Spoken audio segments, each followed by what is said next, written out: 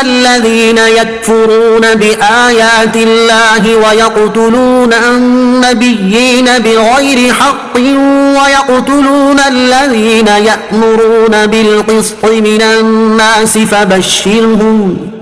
فبشرهم بعذاب أليم. ترجمہ: بے شک وہ لوگ جو اللہ کی آیتوں کا انکار کرتے ہیں اور نبیوں کو ناحق شہید کرتے ہیں اور انصاف کا حکم کرنے والوں کو قتل کرتے ہیں، انہیں دردناک عذاب کی خوشخبری سنا دو. ان الذین یکفرون بآیات اللہ، بے شک وہ لوگ جو اللہ کی آیتوں کا انکار کرتے ہیں. یہاں بنی اسرائیل کے 3 جرائم کا بیان کیا گیا ہے.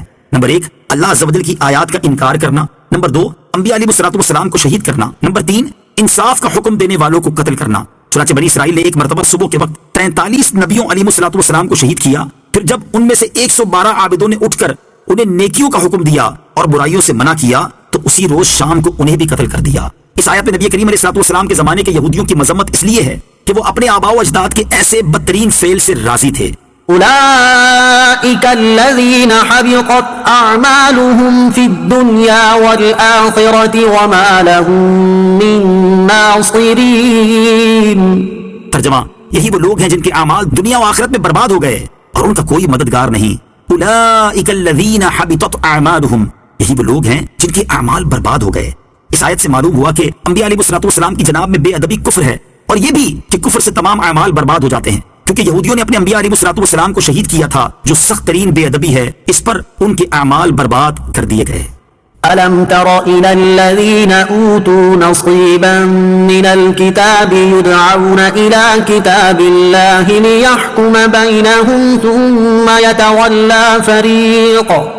ثُمَّ يَتَوَلَّى فَرِيقٌ مِّنْهُمْ وَهُمْ مُعْرِضُونَ.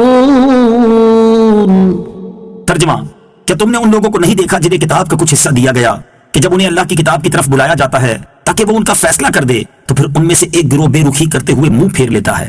أَلَمْ تَرَ إِلَى الَّذِينَ أُوتُوا نَصِيبًا مِّنَ الْكِتَابِ، کیا تم نے ان لوگوں کو نہیں دیکھا جنہیں کتاب کا کچھ حصہ دیا گیا؟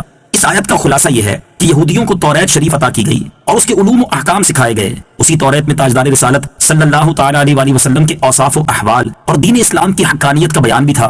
تو اس سے لازم آتا تھا کہ جب حضور اکرم علیہ السلام تشریف لائیں اور بنی اسرائیل کو قرآن کریم کی طرف دعوت دیں تو وہ حضور علیہ السلام پر اور قرآن شریف پر ایمان لائیں اور اس کے احکام کی تعمیل کریں. لیکن ان میں سے اکثر نے ایسا نہیں کیا. آیت میں کتاب اللہ کی طرف بلانے کا ذکر ہے. جو تفسیر اوپر ذکر کی گئی اس کے مطابق یہاں کتاب اللہ سے مراد قرآن ہے، اور اگر کتاب اللہ سے مراد توریت ہو تو معنی یوں ہوں گے کہ جب یہودیوں کو توریت کی طرف بلایا جاتا ہے تاکہ وہ توریت ہی ان کے درمیان نبی کریم علیہ السلام اور قرآن کی حقانیت کا فیصلہ کر دے تو وہ توریت سے بھی منہ پھیر لیتے ہیں. وَهُمْ مُعْرِضُونَ، اور وہ منہ پھیرنے والے ہیں. اس آیت کے شان نزول میں حضرت عبداللہ ابن عباس رضی اللہ تعالیٰ عنہما سے ایک روایت یہ آئی ہے کہ ایک مرتبہ رحمت عالم علیہ السلام ایک جگہ تشریف لے گئے اور وہاں یہودیوں کو اسلام کی دعوت دی. انہوں نے کہا: اے محمد صلی اللہ تعالیٰ علیہ وسلم، آپ کس دین پر ہیں؟ فرمایا: ملت ابراہیم پر.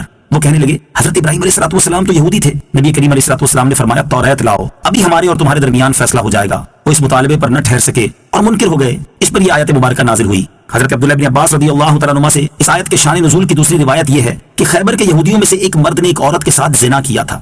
توریت میں ایسے گناہ کی سزا پتھر مار مار کر ہلاک کر دینا ہے، لیکن چونکہ یہ لوگ یہودیوں میں اونچے خاندان کے تھے اس لیے انہوں نے ان کو سنسار کرنا گوارا نہ کیا اور اس معاملے کو اس امید پر نبی پاک علیہ السلام کے پاس لائے کہ شاید آپ صلی اللہ تعالیٰ علیہ وسلم سنسار کرنے کا حکم نہ دیں. مگر آپ علیہ السلام نے ان دونوں کے سنگسار کرنے کا حکم دیا. اس پر یہودی پیش میں آ گئے اور کہنے لگے: اس گناہ کی یہ سزا نہیں ہے، آپ نے ظلم کیا ہے. حضور علیہ السلام نے فرمایا کہ فیصلے کا دار و مدار توریت پر رکھ لو. انہوں نے کہا: یہ انصاف کی بات ہے. چنانچہ توریت منگوائی گئی اور یہودیوں کے بڑے عالم عبداللہ بن سوریہ نے توریت پڑھنی شروع کی. جب رجم کی آیت آئی جس میں سنسار کرنے کا حکم تھا تو عبداللہ بن سوریہ نے اس پر ہاتھ رکھ دیا اور اس کو چھوڑ دیا.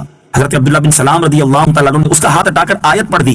یہودی اس حرکت پر ذلیل و رسوا ہوئے اور وہ یہودی مرد و عورت جنہوں نے زنا کیا تھا حضور اکرم علیہ السلام کے حکم پر سنگسار کیے گئے. اس پر